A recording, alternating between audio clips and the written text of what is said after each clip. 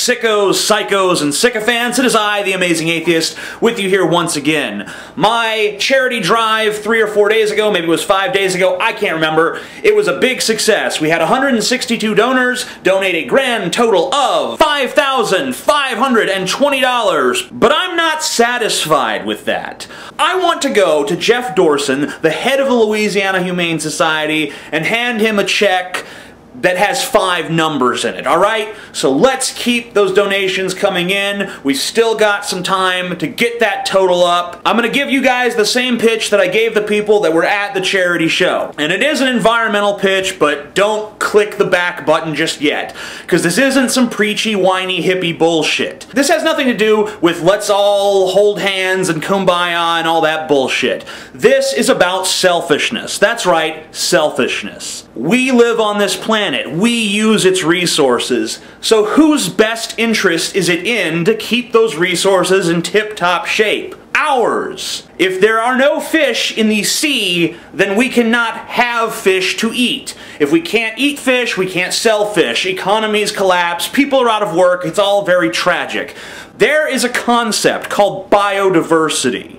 And it means that every living thing is reliant on every other living thing. Maybe not utterly and completely, but in some way. If one species goes extinct, other species will be affected. If the bees go extinct, the plants don't get pollinated. If the plants don't get pollinated, the animals have no foliage to eat. If the animals have no foliage to eat, we have no animals to eat, and we go fucking extinct. This Deepwater Horizon oil spill, as the media has called it, the BP Gulf oil spill, as it rightfully should be called, which is what I call it, it has affected numerous species in the Gulf. I've talked to scientists, I've talked to fishermen. They have told me the problem is not solved. It is far from being solved. Exxon Valdez happened 20 fucking years ago, and they're still seeing ecological effects from that. And that was fucking nothing compared to this. We need to get off our asses, we need to do something. And it's not just a matter of solving this problem, it's a matter of proving that humanity even has the capacity to solve these problems in the first place. Because if we can't solve this problem, that's a testament to the fact that we can't solve any major problem. That if something like this comes along, we're just fucked. And it's just an oil spill this time, but maybe next time it's going to be the nuclear apocalypse, and we're going to be sitting there with our thumbs up our ass because we don't know what to do, because we don't know how to handle problems like this. We have to take action. If you're an environmentalist, then why haven't you already donated? But let's say you're not an environmentalist. Let's say you're some suit-wearing, McCain-voting kind of guy. If you're that kind of person, then remember, BP is in collusion with the government, and Obama is in charge of the government. So, if you donate to this, you are donating against the government, because we are trying to fight government bureaucracy. We are trying to fight government and corporate collusion.